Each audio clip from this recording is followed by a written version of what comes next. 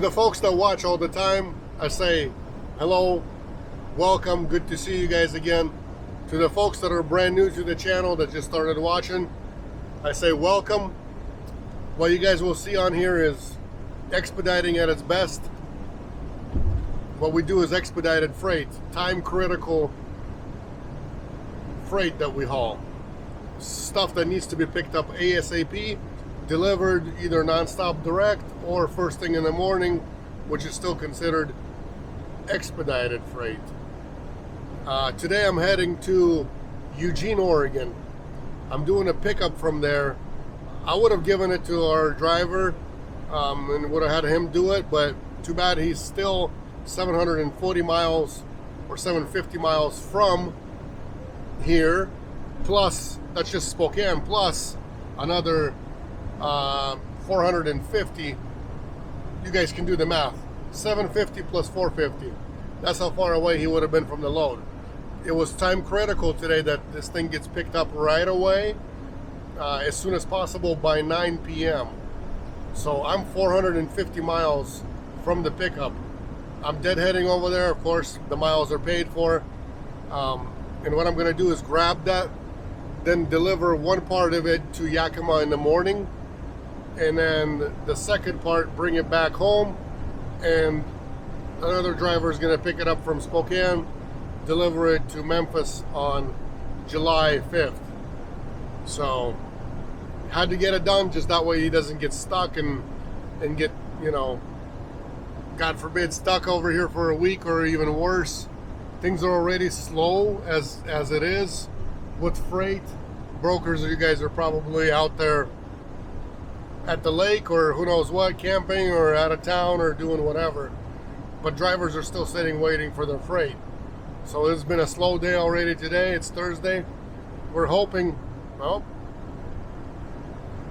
what we're hoping for is that cop doesn't turn around, because I was just doing 83 and a 70.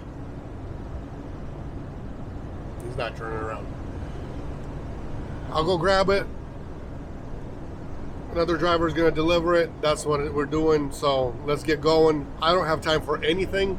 The pickup is so tight that I only have half an hour to spare. I'm supposed to be there by 9 p.m.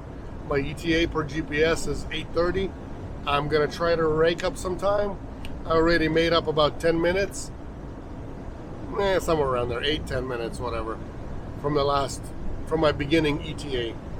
So let's get this thing picked up ASAP. Friends, I wanted to tell you something. Lately, there's been a lot of people that want to switch companies. A lot of phone calls from, you know, drivers working already somewhere that have good relationships, that, you know, that are working with a certain company right now, that they're calling around trying to search and find, you know, greener grass on the other side. Unless you're giving the current market rate price right now and you're not moving, that's really the only time you want to be switching. Maybe your, you know, dispatch's got way too many vehicles that they can't handle you, that they sometimes forget about you, that they sometimes, you know, anything can happen. But currently, rates are down, fuel is up. That's with anything right now. Whole trucking business is like that. Semi-trucks, step decks, dry vans, reefers, flatbeds, everything is down. Fuel is up, rates are down. Same thing with expediting. Expediting, you know, they quote the load. It's not like there's a contract that somebody has for a certain rate. In expediting, it's every single load is being quoted, is being put on the board. It's being asked for a rate. We as dispatchers give them the rate. Then broker gives the rate to their customer, and, you know, the best price gets the load. If you guys are getting $1.25 a mile somewhere, great, stay there, do not move anywhere. But current rates, depending on the location, depending where you're at, what we can pay drivers is from 85 cents to $1 a mile. And this is going end of June going into July. That's how it is. So expediting is market rates. That's why every single load is being quoted, and whoever gives the best price moves. Even at 85, 90 cents, you know, you guys are still making money, even with the high fuel prices. Yes, it's not as much money. It's a couple $100 less here and there, but it's still money. It's still there. So these lower rates / higher fuel prices are going to actually, in my opinion, they're going to weed out a lot of drivers. And you know, it's okay that it happens. All the drivers that thought they were going to get rich quickly, fast, didn't care about what they do. They just cared about the money, making money, pocketing. Those guys are going to go home and, you know, turn in the keys to the dealership and give up their vans. That's my opinion. Maybe they're not going to do that. Maybe not everybody's like that, but a lot of people are already doing it, already dropping this. We're going to get through this. This has happened. We've been through this many times. This happens all the time. Not the high diesel price or fuel price, but the market rates are up and down. It's like a roller coaster. In trucking, it's a roller coaster. Over the 8.5 years, what I've noticed, what we've gone through a lot of drivers, gone through a lot of people. People drove semis with us. You know, when the rates were good, they were driving. When the rates are bad, they, hang up the keys and go do something else, whether it's construction, whether it's, whatever else. So it's going to weed out a lot of the people that didn't care about the job, that never cared about anything else, the quality of a truck driver, the quality of driving, that don't put any effort into this, which is okay, and it leaves more room for the rest of the people that actually care about the job.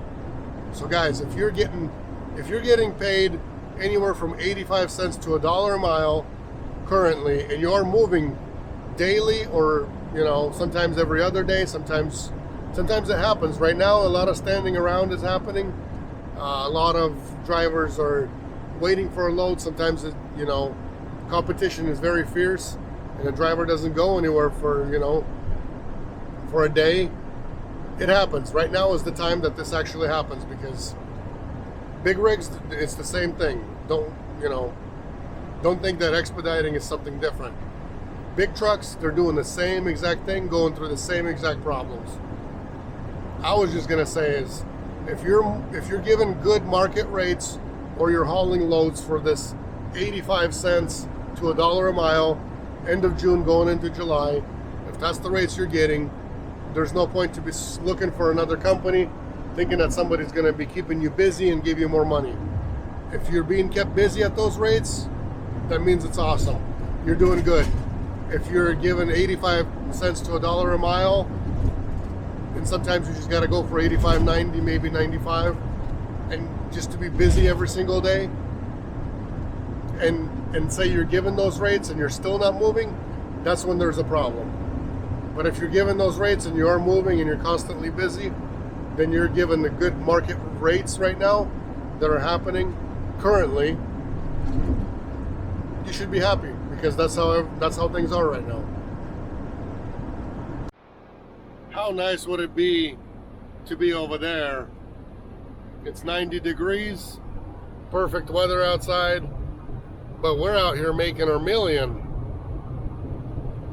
Once I get $1 million put away, then we might slow things down, might take it easy then, and start enjoying life. But for now, gotta get that $1 million put away. You'll have to excuse me for the dirty windshield. It happens. Every time you clean it at the gas station, you could jump on the road.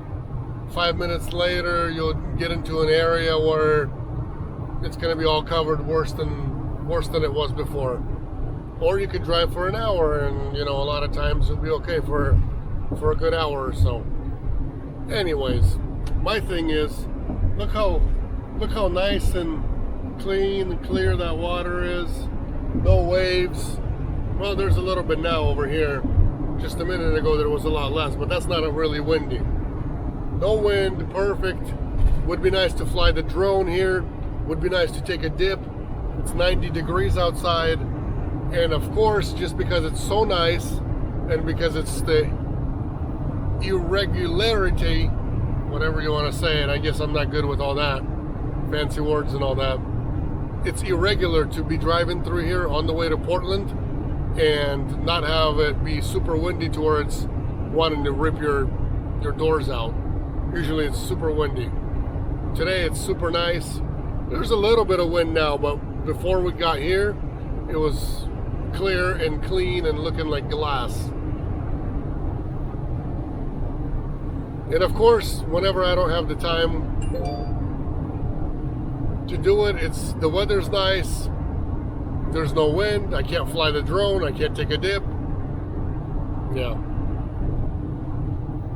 Always have to happen. But you know, maybe after the first million or the second million that I can make, or maybe sometime between the second and the third million, I could, you know, go out for a load and then maybe decide to skip it or tell the broker, hey, we're running behind.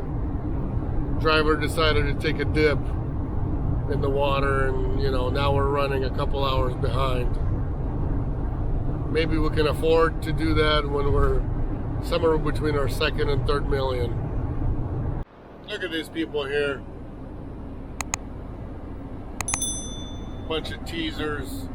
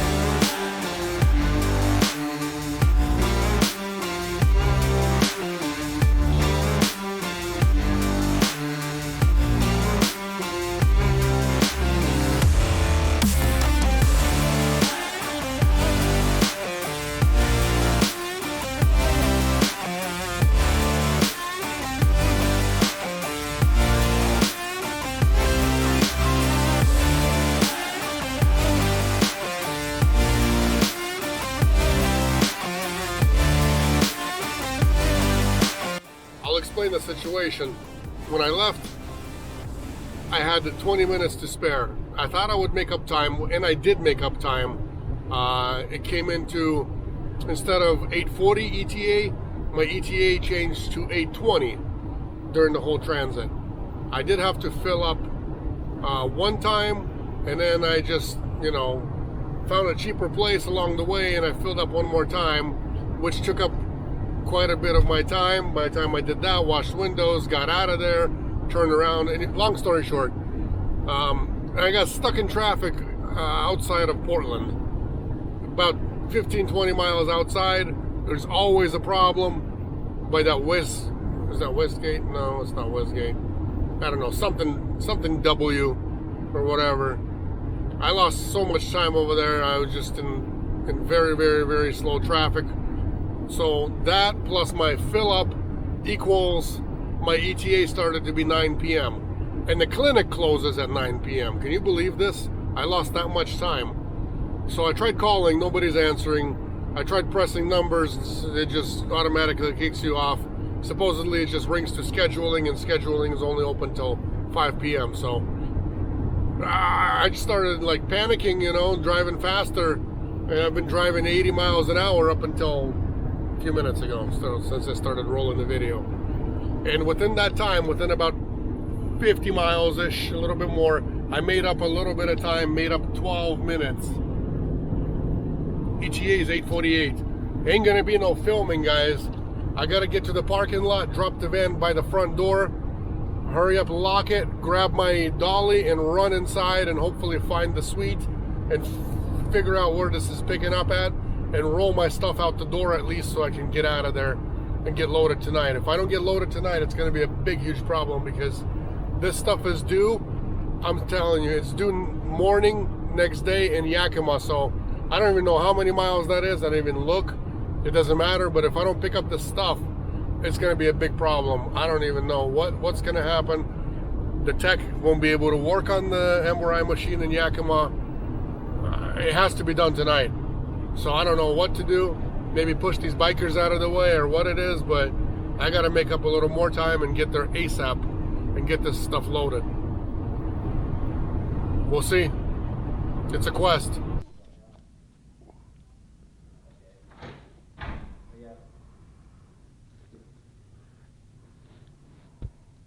That's the one down the hallway from the Oregon Gym Center. That here, the white box or the black that I was touching. Should I just go back to emergency and they'll probably call somebody down again?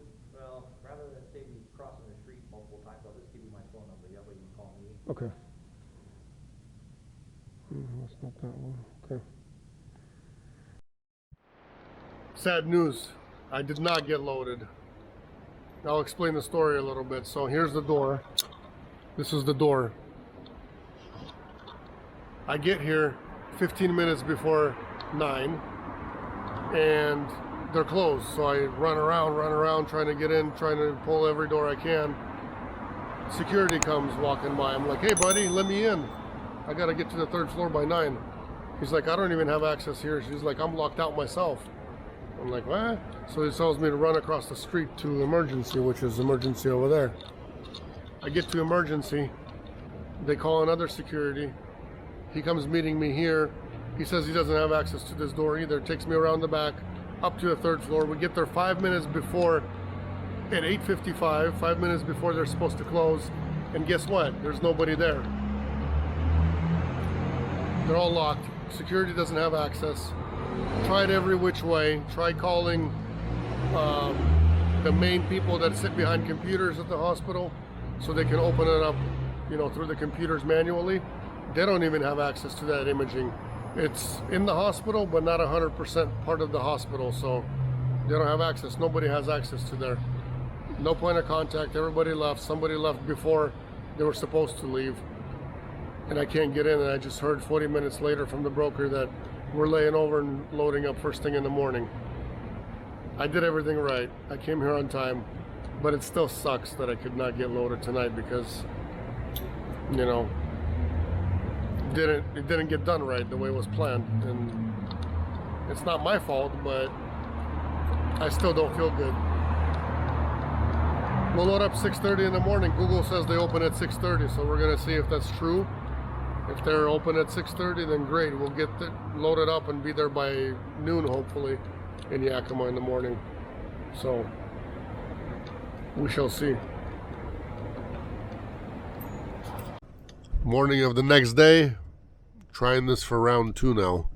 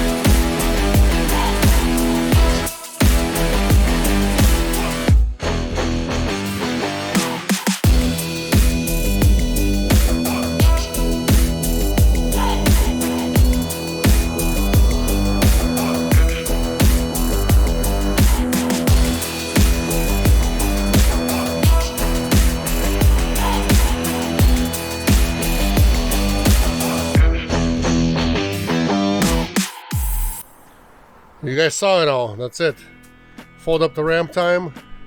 I use an 8-foot wheelchair ramp. That's what this sucker is. So it's a little bit longer than the practical 6-footer that's easy to get. But, you know, if you guys want a good one like this, or even they even make a little more heavy duty ones.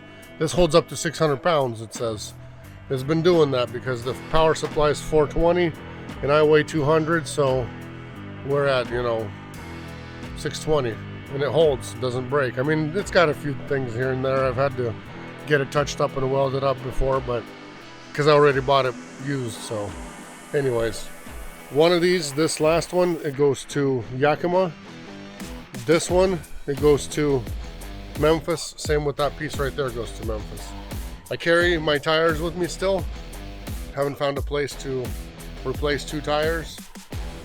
Les Schwab, I know locally they tell me that if you did not buy tires from them, they charge $55 a piece to mount and balance, which is double the price of any other place.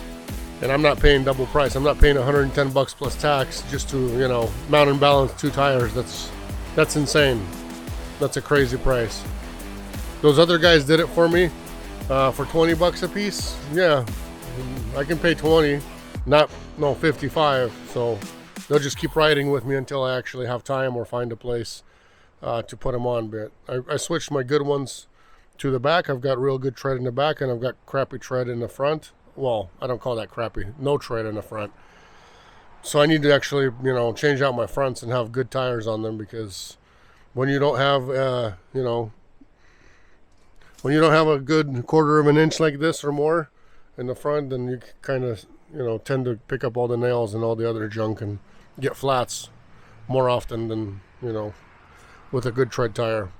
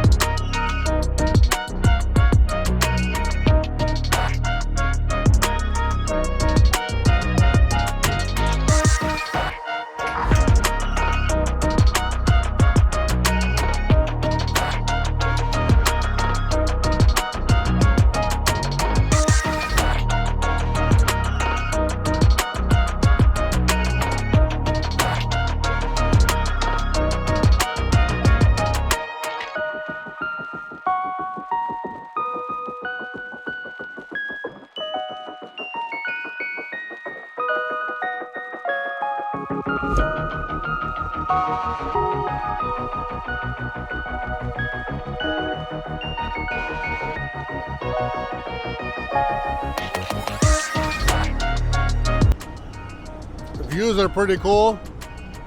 You're kind of up and down, up and down. On that other side, on the right, if you look at the navigation, so to the right of me, across the river, is Oregon, and I am on the Washington side now. I crossed over into Washington on that metal bridge and been driving on this side, which I don't know why this GPS took me this way. I could have definitely, came there on that bridge that I see right there, crossed over this way, but supposedly it said something about the road being closed and it diverted and, took me off earlier. So I don't know. But I don't drive this way often. Over there it's 2 lanes one way, 2 lanes the other way. Here it's, 1 lane on the Washington side. For semi trucks, you have to pay the, what do you call it?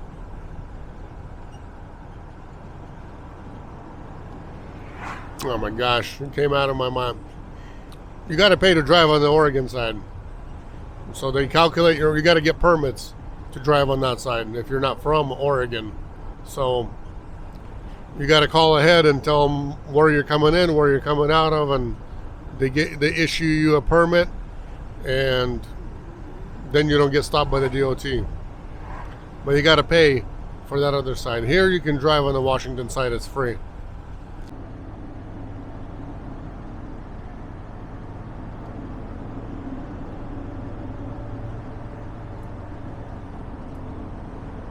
All right, I'm here. Now we're going to be unloading. I already checked where it needs to be before I pull it out and roll around all over the place with it. So we're all good over here. Let's get this thing off the truck and get going home.